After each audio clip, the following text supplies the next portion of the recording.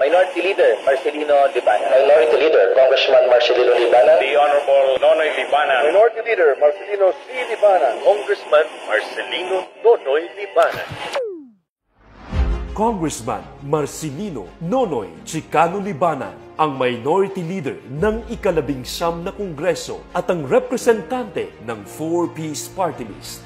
Siya ay unang nahalal bilang pinakabatang senior board member ng Pilipinas sa edad na 24. Noong 1992, siya ay naging vice-gobernador at sa edad na 35 ay naging kinatawan ng Silangang Samar sa Kongreso at naglingkod ng 3 magkasunod-sunod na termino. Ang kanyang pangalan ay mas naging kilala bago pa man ang kanyang kasalukuyang posisyon dahil sa mga nagawa niya na nakapagpaunlad hindi lamang sa ating probinsya kundi maging sa buong bansa. Taong 2003, siya ay naging miyembro ng Judicial and Bar Council na nagre-rekomenda sa Pangulo ng iba't ibang posisyon sa hudikatura at sa tanggapan ng tanod bayan.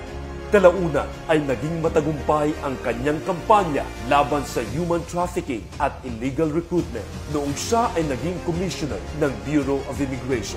Naging makabuluhan ang lahat ng kanyang mga sakripisyo na maging ika-3 ranggo sa mahigit 100 na mga ahensya na nakatanggap ng gantimpalang Integrity Development Action Compliance sa ilalim ng anti-corruption campaign ng Presidential Anti-Graft Commission noong 2008.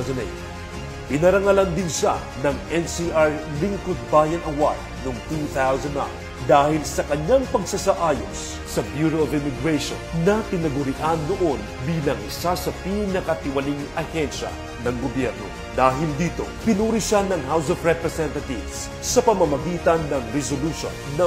332 noong taong 2008.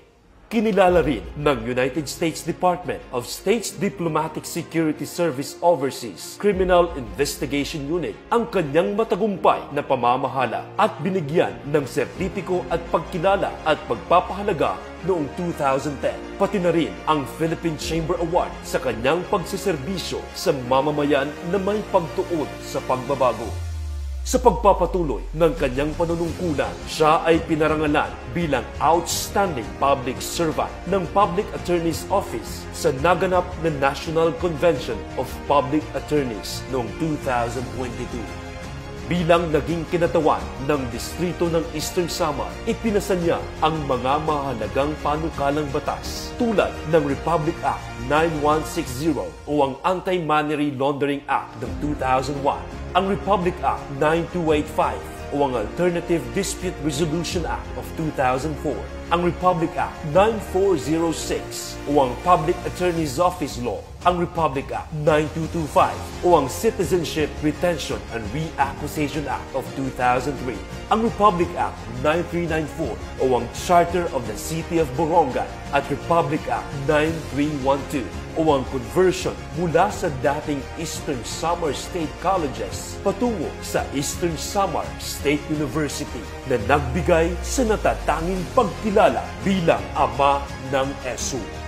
Sa selebrasyon ng Golden Jubilee ng Seminaryo de Jesus Nazareno, siya ay ginawaran bilang Most Outstanding Alumnus in Public Service. Sa pagpapatuloy ng kanyang paglilingkod bilang tunay na anak ng Samar, binigyan pansin ni Congressman Libana ang mga proyektong nagladayong mapabilis ang paglago ng ekonomiya at sa kanyang adikaing mapag-isa ang buong isla ng Samar. Kabilang narito ang Maynolong Basay Road, Samar Island Circumferential Road, South Samar Road, Northeast Samar Road, Dolores Maslog Road, farm-to-market roads, construction ng mga bagong municipal buildings ng Canavit, Taft,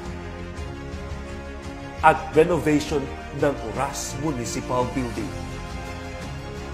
Si Congressman Libana ay nananatiling tagapagtaguyod ng disente at dekalidad na edukasyon. Pinangunahan niya ang pagtatag ng makasaysayang College of Law sa ESO Main Campus at ang pagbibigay ng kanyang personal na koleksyon ng Supreme Court Report Annotated Books na mahalaga para sa mga mag-aaral ng abogasya.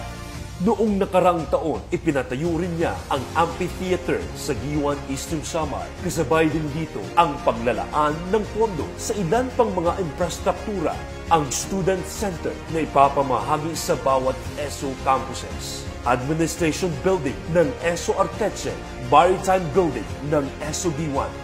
Ngayong taon, inihain sa Kongreso ni Congressman Libanan ang panukalang batas na naglalayong magkaroon ng College of Medicine sa Eastern Samar State University at kaakibat nito ang pagpapataas ng antas ng Provincial Hospital upang maging isang tertiary hospital at tatawaging Eastern Samar Training and Regional Medical Center.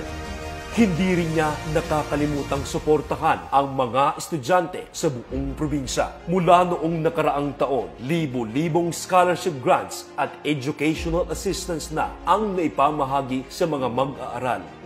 Binibigyang halaga ni Congressman Libanan ang pagkakaroon ng mga programang nakakapagpabuti sa mga kalusugan ng mamamayan. Kabilang na dito ang kanyang pagkukusang magkaroon ng surgical mission kasama ang Society of Philippine Surgeons in America at ang provincial government ng Eastern Samar, at nagpapatuloy ang medical and laboratory outreach sa bawat bayan ng probinsya.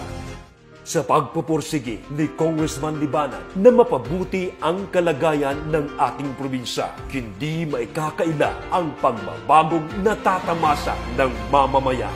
Mula sa mabilis na aksyon sa lahat ng mga problema ng bawat komunidad, siya ay nananatiling matatag.